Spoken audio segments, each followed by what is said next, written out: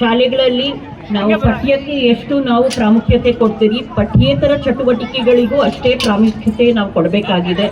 ಇದರಿಂದಾನೇ ನಮ್ಮ ಎಲ್ಲ ಮಕ್ಕಳ ಸರ್ವೋತ್ತಮ ಅಭಿವೃದ್ಧಿಗಾಗಿ ಒಂದು ಅವಕಾಶ ಬರುತ್ತೆ. ನಮ್ಮ ಎಲ್ಲ ಸರ್ಕಾರಿ ಶಾಲೆಗಳಲ್ಲೂ ಸಹ ನಾವು ಬೇಸಿಗೆ ಶಿಬಿರ ಅಥವಾ ನಾವು ದಸರಾ ಶಿಬಿರವನ್ನು ನಡೆಸೋದಕ್ಕೆ ಪ್ರಯತ್ನ ಪಡ್ತಾ ಇದ್ದೀರಿ. ಈ ಶಾಲೆಯಲ್ಲಿ ತುಂಬ ಸಕ್ರಿಯವಾಗಿ ಹಿರಿಯ ವಿದ್ಯಾರ್ಥಿಗಳ ಸಂಘದಿಂದ ಒಂದು ಕ್ರಿಯಾಶೀಲವಾಗಿ ಈ ಪ್ರಕಾರದ ಬೇಸಿಗೆ ಶಿಬಿರ ನಡೀತಾ ಇರೋದು ನಮಗೆಲ್ಲ ತುಂಬ ಸಂತಸದ ವಿಷಯ. ಡಾಕ್ಟರ್ HN ಓದಿರೋ ಶಾಲೆ ಇದಾಗಿರೋದ್ರಿಂದ, ಆಮೇಲೆ ಈ ನಾಡಿನಲ್ಲಿ ಪ್ರಶ್ನೆ ಕೇಳಿ ಯಾವುದೇ ಪ್ರಶ್ನೆ ಕೇಳೋದಕ್ಕೂ ನೀವು ಯಾವುದೇ ರೀತಿಯ ಭಯ ಪಡಬೇಡಿ. ಪ್ರತಿ ಪ್ರಶ್ನೆಗೂ ಉತ್ತರ ನೀವು ಕಂಡುಕೊಳ್ತೀರಾ. ಈ ಪ್ರಶ್ನೆಗೆ ಉತ್ತರ ಬರೋದು ವಿಜ್ಞಾನ ಓದುವಾಗ್ಲೇ ಅಲ್ಲ, ನಾವು ಹ್ಯುಮ್ಯಾನಿಟೀಸ್ ಅಂದರೆ ಆರ್ಟ್ಸ್ ಓದುವಾಗಲೂ ಬರ್ಬೋದು, ನಮ್ಮ ಸಾಮಾನ್ಯ ಜೀವನದಲ್ಲೂ ಬರ್ಬೋದು. ಈ ಪ್ರಶ್ನೆ ಕೇಳುವಂಥ ನಾಡಿನಲ್ಲಿ ನೀವೆಲ್ಲ ಇರೋದ್ರಿಂದ ನಾನು ಪೋಷಕರಲ್ಲಿ ಏನು ಮನವಿ ಮಾಡ್ತೀನಿ ಅಂತ ಹೇಳಿದ್ರೆ, ನಮ್ಮ ವಿದ್ಯಾರ್ಥಿಗಳಿಗೆ ಯಾವುದೇ ರೀತಿಯ ಭಯ ಇಲ್ಲದೆ ಪ್ರಶ್ನೆ ಕೇಳುವ ಹವ್ಯಾಸವನ್ನು ನೀವು ತುಂಬ ಪರಿಣಾಮಕಾರಿಯಾಗಿ ನೀವು ಬೆಳೆಸಬೇಕಾಗುತ್ತೆ. ನಮ್ಮ ಸರ್ಕಾರಿ ಶಾಲೆಗಳಲ್ಲಿ ನಾವು ಏನು ಸವಲತ್ತುಗಳು ಕೊಡ್ತೀವಿ, ಅದ್ರ ಜೊತೆ ನಾವು ಗುಣಮಟ್ಟ ಶಿಕ್ಷಣವನ್ನು ಸಹ ಕೊಡ್ತೀವಿ. ಇವತ್ತು ನಾನು ಬರುವಾಗ ಬೆಂಗಳೂರಿಂದ ಸುಮಾರು ಕಡೆ ನಾನು ಪ್ರೈವೇಟ್ ಶಾಲೆಗಳದ್ದು ಸುಮಾರು ಹೋರ್ಡಿಂಗ್ಸು, ಬ್ಯಾನರ್ಸು, ಫ್ಲೆಕ್ಸಸ್ಸು ಎಲ್ಲ ನೋಡಿದೆ.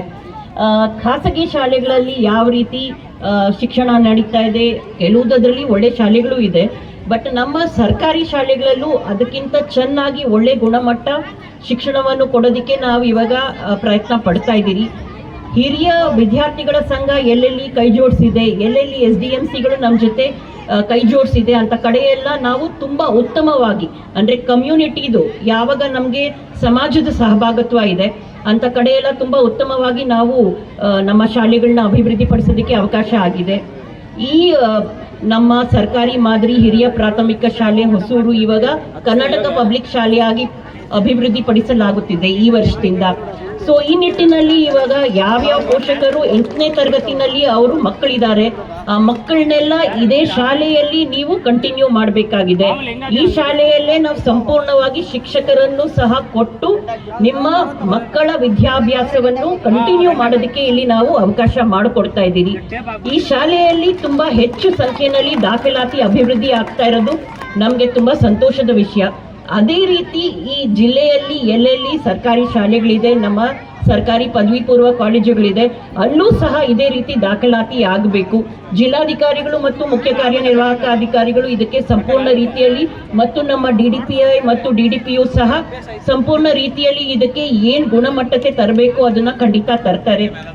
ಕರ್ನಾಟಕ ಪಬ್ಲಿಕ್ ಶಾಲೆ ಆಗಿದ್ರೆ ಬರೀ ನಾವು ಕಟ್ಟಡ ಅಭಿವೃದ್ಧಿ ಮಾತ್ರ ಮಾಡಬೇಕು ಅಂತಿಲ್ಲ, ಗುಣಮಟ್ಟ ಶಿಕ್ಷಣನೂ ಸಹ ನಾವು ಕೊಡ್ತಾ ಇದ್ದೀರಿ.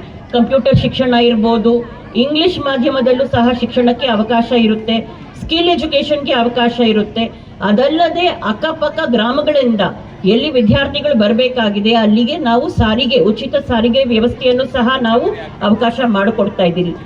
ನಮಗೆ ನಮ್ಮ ಪೋಷಕರು ಮತ್ತೆ ಯಾರು ಸಿವಿಕ್ ಸೊಸೈಟಿನಲ್ಲಿ ಇಲ್ಲಿದ್ದೀರಾ ಅವ್ರದ್ದೆಲ್ಲ ಸಂಪೂರ್ಣ ನಂಬಿಕೆ ಮತ್ತು ಸಹಭಾಗಿತ್ವ ಬೇಕಾಗಿದೆ.